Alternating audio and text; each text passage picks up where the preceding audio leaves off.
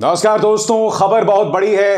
राहुल गांधी की 2 साल की सजा को गुजरात हाईकोर्ट ने बरकरार रखा है। याद कीजिए, मोदी सरनेम के बारे में उनका विवादित बयान और यह मामला गुजरात हाईकोर्ट के सामने था। जज साहब ने अपना फैसला सुना दिया है और उन्होंने कहा है कि मैं राहुल की अपील को खारिज करता हूं। मगर कई बहुत दिलचस्प पहलू सामने उभर कर आए जिस पर आपको गौर करना पड़ेगा। यह मुद्दा था मोदी सरनेम को लेकर, राहुल गांधी के बयान को लेकर। मगर क्या आप जानते हैं कि जब जज साहब ने फैसला सुनाया तब उन्होंने राहुल गांधी के बारे में कहा कि राहुल गांधी के खिलाफ कई और जगह कई और केसेस हैं और आने वाले दिनों में भी कई केसेस होंगे। मगर सबसे दिलचस्प बात, उन्होंने यह कहा कि कैम्ब्रिज में राहुल गांधी ने वीर सावरकर के बारे में जो बयान दिया था, उनके पोते ने भी राहुल गांधी के खिलाफ केस करने की बात कही है।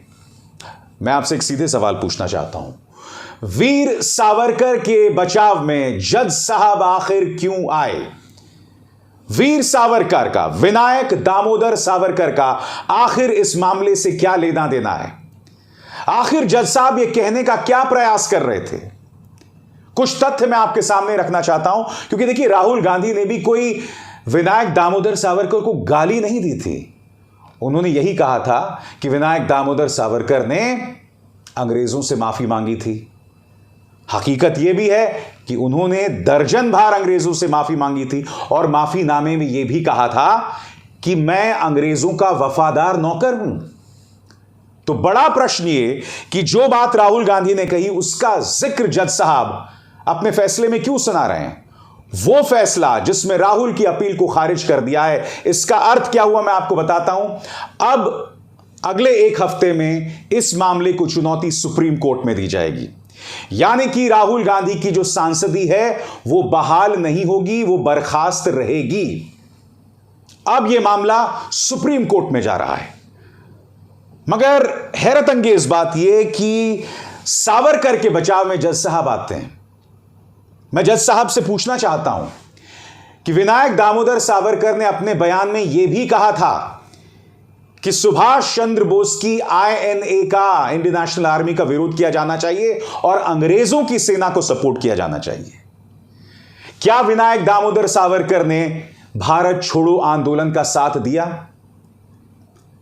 हिंदू महासभा या जिस विचार से सावरकर इत्तेफाक रखते हैं, उन्होंने मुस्लिम लीग जिन्ना के साथ बंगाल और सिंध में सरकार बनाई थी।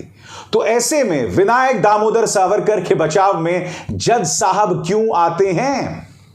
दोस्तों, मैं आपको 2 और जानकारियां देना चाहता हूं और मैं स्पष्ट कर देना चाहता हूं कि इन दोनों जानकारियों का आज के इस फैसले से कोई लेना देना नहीं है। आपके स्क्रीन पर दोस्तों यह खबर है द फेडरल की। इसमें लिखा गया है, डेफेमेशन केस, गुजरात हाईकोर्ट जज hearing Rahul's plea was Maya Kodnani's lawyer. यानी कि जस्टिस प्रचक जो हैं वो भारतीय जनता पार्टी नेता माया कोडनानी के वकील थे, जिन पर सजा सुनाई गई थी गुजरात दंगों को लेकर, और वो अब दोषमुक्त भी हो गई हैं और जस्टिस प्रचक उनके वकील हुआ करते थे। मैं दोहरा दूं, ये जो जानकारी मैंने आपको दी है वो सिर्फ जस्टिस प्रचक के परिचय के संदर्भ में दी है, उनके इंट्रोडक्शन के संदर्भ में दी है। इसका कोर्ट के फैसले से कोई लेना देना नहीं है।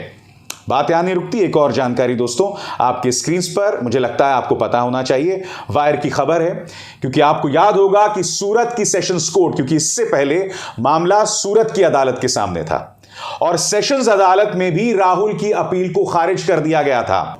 मगर क्या आप जानते हैं कि वहां पर भी जज रॉबिन पॉल मोगेरा, जो राहुल गांधी के मामले की सुनवाई कर रहे थे, वो अमित शाह के वकील थे Tulsiram Prajapati fake encounter case में।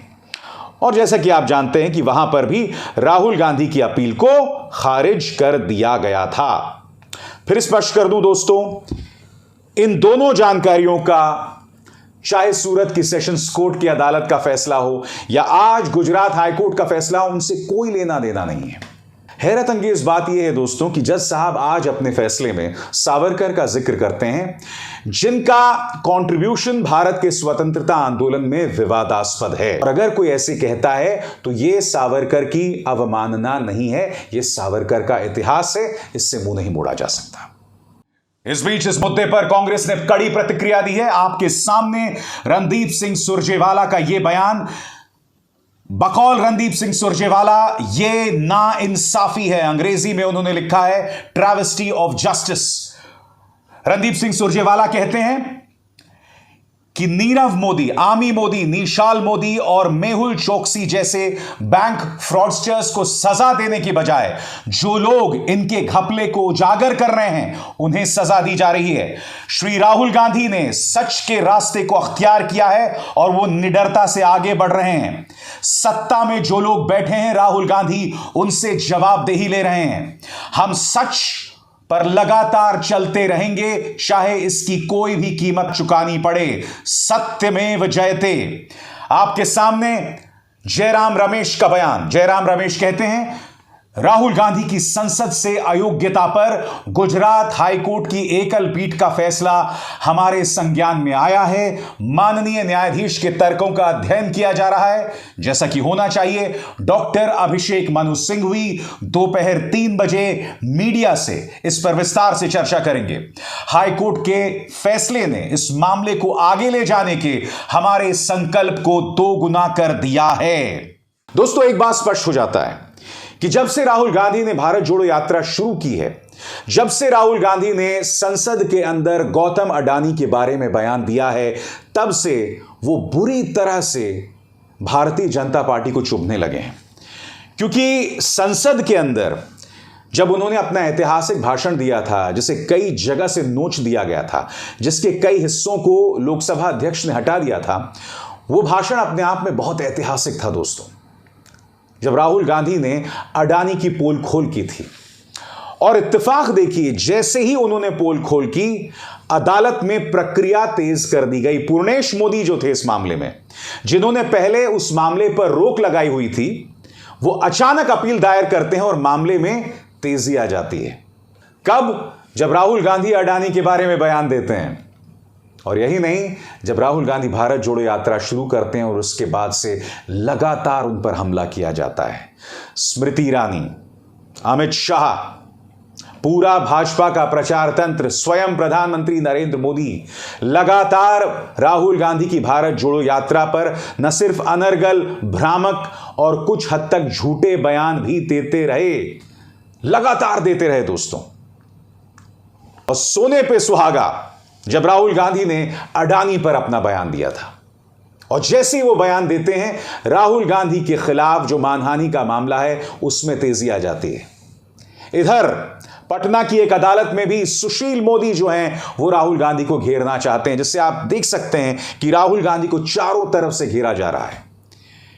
क्योंकि पिछले 10 साल से जो पूरी मेहनत की थी भारतीय जनता पार्टी ने राहुल गांधी को पप्पू बताने की, वो मेहनत धराशायी हो गई है। वो पूरा का पूरा प्रयास बिखर गया है, और राहुल गांधी की इन कोशिशों की वजह से उनकी छवि में, जनता में सुधार देखा जा सकता है। यही वजह है कि राहुल गांधी से कहीं ना कहीं एक खौफ, एक डर, एक असुरक्षा है। एक तरफ राहुल गांधी का मजाक उड़ाया जाता है, मगर दूसरी तरफ उनके खिलाफ मुकदमे करने की बाढ़ आ जाती है। आरएसएस उनके खिलाफ मुकदमा करता है, बीजेपी के नेता उनके खिलाफ मुकदमा करते हैं, बीजेपी के सपोर्टर्स उनके खिलाफ मुकदमा करते हैं, उनके खिलाफ तमाम केसेस किए जाते हैं, उनके खिलाफ एक पूरा दुष्प्रचार किया जाता है। और आज उनकी सजा को गुजरात हाई कोर्ट में बरकरार रखा गया। मैं एक बात स्पष्ट कर दूं दोस्तों, जज साहब जो हैं, जो गुजरात हाईकोर्ट में मामले की सुनवाई कर रहे थे, वो माया कोडनानी के भी वकील थे। इन दोनों का आपस में कोई लेना देना नहीं है, हमें इनमें कोई लिंक नहीं देखना चाहिए दोस्तों, ये बात स्पष्ट तौर पर कह दी जाए। मगर भारतीय जनता पार्टी को समझना पड़ेगा कि राहुल गांधी पर जितना हमला किया जाएगा, कांग्रेस उनके पीछे उतनी लामबंद होगी। क्योंकि राहुल गांधी हाल ही में कर्नाटक में मिली सफलता से भी निकले हैं, और आने वाले कई राज्यों में राहुल गांधी और प्रियंका गांधी की जोड़ी भारतीय जनता पार्टी को लगातार चुनौती दे रही हैं। और ये ना भूलें राहुल गांधी को उनके समर्थक एक राजनीतिक शहीद के तौर पर देख रहे हैं, उनके प्रति सहानुभूति भी बढ़ रही है। और भारतीय जनता पार्टी को लगता है कि साम दाम दंड भेद से, ताकत से, एजेंसीज के सहारे से वो विपक्ष को कुचल सकती है।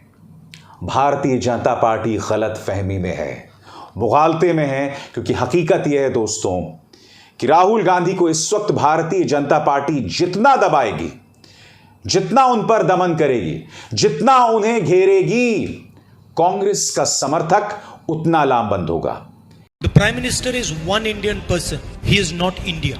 No matter how delusional he might be, no matter how arrogant he might be, he is not this country. The BJP and the RSS have forgotten that there are 1.4 billion people in this country, and in no way is a criticism or an attack on the Prime Minister, on the BJP or the RSS an attack on India. They are two different things, and there is no condition under which I will stop saying this. In the least, I'm not scared of them. They can terrorize most people. They cannot do it to me. It does not matter to me how much I am attacked, how many times the police is sent to my house, how many cases I have on me. I stand for the truth. That is the way I am. And the truth is, the RSS, the BJP and the Prime Minister of India are attacking the idea and the institutions of India. क्या जनता उनके प्रति आकर्षित होगी, यह देखना होगा।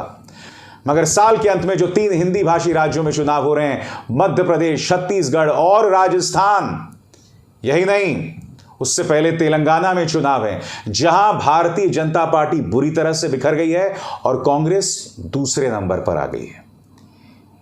राहुल गांधी वहां ताबड़तोड़ रैलीज भी कर रहे हैं।